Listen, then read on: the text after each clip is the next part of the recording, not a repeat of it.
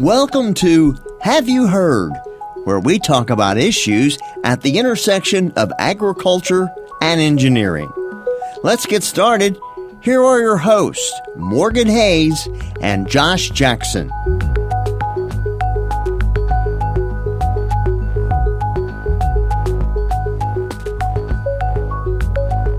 Welcome to the Have You Heard podcast. This is episode number 6. We're pre-recording this and the previous episode on Josh's story, so we're going to skip over what's happening on our farm this week because we're projecting out a little bit too far for my comfort zone right now. And what we're going to do is just discuss a little bit about how I became both an engineer and a farmer. I'm Morgan Hayes. I'm an assistant professor in the Biosystems and Ag Engineering Department at the University of Kentucky. And I farm in Boyle County with my husband. We farm about 500 acres. We have a commercial hay and cattle operation there. So I'm Josh Jackson, assistant professor in ag engineering, focusing on precision livestock farming. And I farm in Mercer County, focusing on hay production and Angus cattle. Okay, Josh. So tonight we're going to cover maybe how I became both an engineer and a farmer. And where on your side, we started out with how you became a farmer because you were a farmer first. I was technically an engineer before I was a farmer, so I thought maybe we'd start with my engineering background, if that's okay. Yeah, that'd be fun. So what did you, I think you'd originally went to Pennsylvania State, and you're from Pennsylvania. So Yep. Tell us a little bit about that background for that. Yeah, so I'm originally from Pennsylvania, and both my mother and my grandmother are also Penn State alumni. So I sort of was encouraged / coerced into going to Penn State. It was not a problem. I had a really wonderful time there. It was an absolutely awesome program. And my background is that I thought I wanted to be a vet. So in typical fashion, for anyone who has no real animal experience but loves animals, the job that they see themselves doing is a vet. And even a lot of people on farms that really love livestock, if they don't see themselves exclusively being a farmer, the next goal they have for themselves is typically a vet. And that's because that's the most visible job that interacts with animals, I think, that most people see. And that's what I thought I wanted to be. What we found out very quickly was I did a couple internships working at vet clinics, is that I don't have the personal skills to be a vet, at least not a small animal vet. People are very emotional about their animals. I actually recognize this about myself. I am not that emotionally sensitive. So I really struggled with people who were struggling with animals that were older and sick. And that was not for me. I didn't mind caring for the animals. I didn't mind cleaning up poop. That was not a problem for me at all. I actually enjoyed that part of the job. It was just the personalities that came in the door and their expectations that I knew I wasn't going to handle long-term as a vet. And I guess maybe that was mature that I saw that very early, but that was a reality for me. But I went into school thinking that I was going to be a vet. And I came out of a family of engineers. So my mom and both of her brothers, 2 of her 3 brothers are engineers.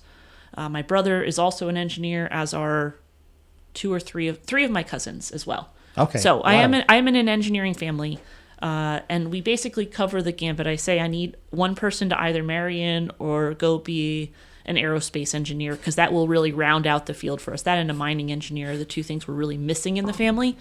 I already took one of those odd ones by coming into agricultural engineering, one of the smaller fields. So there's a couple more small fields that we need to cover to make sure that we have a good, well-rounded engineering family discussion, at Thanksgiving. But we're getting very close at this point to covering all of the fields. So that was not actually, I thought maybe I would do biology or something else, but my mom really encouraged me to look at engineering. She said, you think like an engineer, you're being trained to think like an engineer in this family. And also, I think from a practical standpoint, if you're looking to go into medical school or vet school, it's very enticing to have an engineering background. They do get accepted. They will accept a slightly lower GPA because they know it's a pretty challenging undergraduate program. And I think a lot of people really gain a lot of experience with logic and thinking in engineering programs. So I did take that recommendation. I did go into engineering. I feel very good about that decision. Very glad. I'm very glad about that because I think I had a lot of career options that were available to me when I finished. I ended up going to grad school. Where'd you go to grad school first? Here. I came here to Kentucky for my master's, and Some people ask how you choose your grad schools. Josh, I think you chose yours because it was close to home, and also it was a good program for what you were looking to do. But I chose mine based upon faculty members. So I came here because of some faculty members that worked with livestock systems at the time. And then I actually went and did my PhD at Iowa State for the same reason. I went and worked with someone that I considered to be very, very high in the field, to gain experience with someone that I thought was going to teach me a lot. Then while you were here at UK, I do remember you took the thrift class. I was in Dr. Thrift's class with you for beef production. What was the big thing you got out of that class? Because you took it as a graduate student. That's a really interesting question. So I had actually taken undergraduate classes in animal science, but I didn't have a lot of hands-on practical classes. And I wanted, during my time at UK, I was working on a project with Dr. Van Zant, who's in the animal science department, looking at ear tags, smart ear tags, essentially. So a very early precision livestock farming technology he was wanting to work on. And I was looking at how we might include like pulse oximetry onto an ear tag, which was kind of a cool idea. It didn't end up going anywhere because it's very hard to get a vein in the ear to read anything well, because they move around a lot. But the concept was cool, and that's what I started out doing here. And so I actually took Thrift's class just to get a more well-rounded animal perspective. And interestingly, I met you in that class. I met my husband in that class. And I probably met at least 5 county agents. We now have extension roles, so we see a lot of people in different parts of the state. I would guesstimate that I met a number of people that I use as contacts now in the state in that class. So it wasn't intentionally a networking class, but it was a huge networking class for me. And I actually then used that. This is very interesting because I actually used that for graduate credit. I did it as an independent study, and I took the Select Sires AI course. I also did a paper on sexed semen.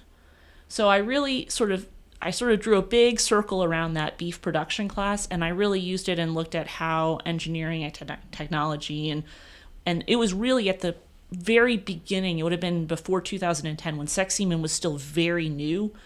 But the engineering part of it was still sort of being the vortexes, the centrifuging, all of that was still being figured out, but it was just coming onto the market as a pretty big thing on the beef side. It had been there on the dairy side before, but the beef side was just picking up sex semen when I was doing my master's here.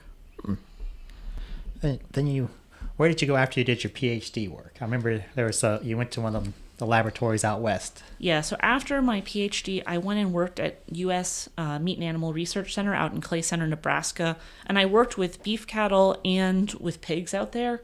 And again, that was an excellent opportunity, a lot of mentoring, some precision work, some heat stress work, some facility management work, thermal comfort work, a lot of things that really met sort of what I was looking to do long term. It was a really great postdoc position, and then I ended up working in Illinois for 2 years as well in an extension role. So I actually got a pretty nice breadth of positions before I came back to Kentucky. And I'm going to ask about the Meat and Research Center. So out there, it's definitely heat. You're doing some heat stress out there, and then coming back here, looking at heat. Just seeing heat stress in cattle. Just the difference in operations, I guess, in size and scale. What did you think about the differences there? So one thing that's interesting is out in Nebraska and some of those other states, they have a less rain, but they have a very hot, humid summer condition, and it's really driven a lot of times by corn and other growth. So there's a lot of plant matter that's putting off a lot of moisture in the summertime. So we actually, even though the Midwest isn't generally known as hot and humid, we can get some very hot, humid conditions if the wind dies down. Huh, that's surprising to me. Yeah, it is. And one of the things is out west, there's a lot of feedlots. And feedlots by nature have a very dark surface. And so they absorb heat. So it's similar to standing out on the pavement versus standing in the grass. It's not that the air temperature is that different, but the feeling of heat load on the animals is much higher in a feedlot. And it's just the nature of that ground being dark and absorbing heat. So we did some shade work when we were there, looking at how we would include shades in a feedlot design, which I think is really interesting. That's sort of a structural addition to a feedlot that's feasible, but it's challenging to come up with an appropriate design that makes maintenance doable in those lots. And so we did a lot of work on that, did some respiration rates, did some things like that. But you could even see on the animals in Nebraska differences for those that are on the lots versus those that were still on grass, younger calves. So, yeah. And what did you think about the differences in the extension program at Illinois versus here? Oh, that's an interesting question. So Illinois has given up some of their county offices. They have the offices still, but they don't have the staffing on them because they don't have the tax base that Kentucky does. So Kentucky funds a lot of their extension offices because there's a county tax that's associated with it, similar to your tax that goes to your local school district. The same type of taxing happens in the counties in Kentucky for the extension service. So that, like soil conservation, has presence in all the counties, and it's specifically designed that way so that we get resources in the county hands that just isn't there in Illinois. So those agents, they're not called agents there, but the agents in those in Illinois are stretched much thinner because they have to cover more area. And so the interaction between us as specialists and the agents is maybe a little bit less because the agents have less time to try and reach out and find that support. But the ability to do programming, if you can work with the agents, is really good there because they really need that help putting together programs. So as a specialist, you can do a lot more, I think, with creating a program because they're happy to put it on because they need the programs to be provided to them. Huh. It's an interesting difference there. Mm-hmm. Now, you started your farm operation about 5 years ago here in Kentucky. So you moved here to Kentucky, started as an assistant professor, and then it's about 5 years ago or thereabouts. Interestingly enough, I purchased the land that I now have about a year and a half before I got my job in Kentucky. Okay. So my husband purchased family land. So he purchased land from his grandparents, and I happened to know that land that was adjacent to it was coming up for sale. And we just talked last week about the importance of purchasing adjacent land when it becomes available because it doesn't become available every day. And so I purchased approximately 40 acres that's adjacent to the 90 some acres that my husband has. And I bought that a year and a half before I had a job here. So I was somewhat committed to coming here. I just wasn't sure in what form or fashion I was going to get a job when I made that decision. So we actually started that first, and then after that, I was regularly coming back to the farm. So I met my husband in beef class. I dated him throughout my PhD and my postdoc and my position at Illinois, and I married him when I came back to Kentucky. So that's sort of how we operated that. Okay. And so how do you see yourself, as a farmer or as an engineer first? I'm still going to say I'm a farmer first.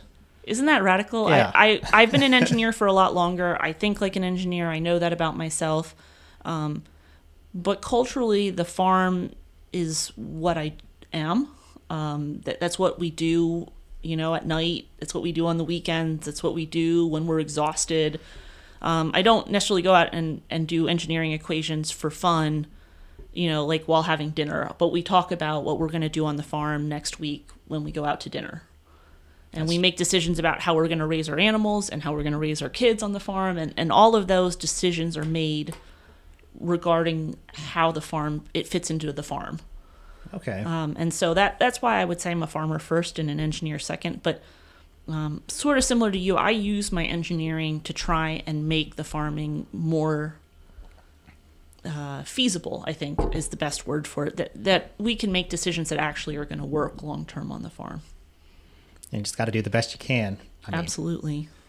And then for all this, I guess, how did you feel like the alpacas coming into all this? I throw the curveball in here. You have the farming. How about the alpacas? I love how alpacas look. I think they're so cute and they make me so happy. And let me be very clear here. Farming is not a high dollar enterprise. It's not like you're going to make millions, and it's not like alpacas eat a whole lot. And so I asked my husband, instead of an engagement ring, to get me an alpaca or two, and I ended up with 6. So now we have 10 plus. So I'm not going to explain how this works, but you actually should only breed when you're willing to grow your herd. And so currently we're not breeding anymore until we figure out how to make the alpacas manageable from a grazing standpoint. But they are my engagement ring. So currently we have alpacas. They make me smile, and I feed them, and my husband waters them more than he would like to admit.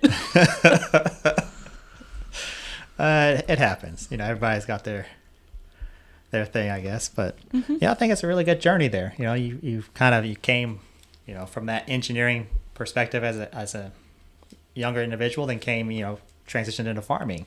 Yeah, and I love the farm. I'm really glad I took thrifts class. I spent a lot of time. We went to your farm and did some work, and then I also did some work with my husband on his farm. And really, I started engaging in the farming probably when I was doing my master's, and I just was committed to making trips back here regularly enough to really engage with that.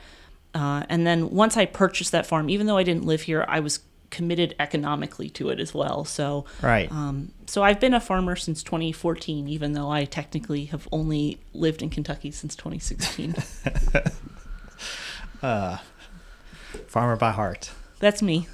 I'm fully engaged at this point in the farming operation. So I think, Josh, with that, let's go ahead and just end the show here, and we'll come back here with new shows starting in January. And we'll be able to update everyone on everything that's happened on the farm in late December.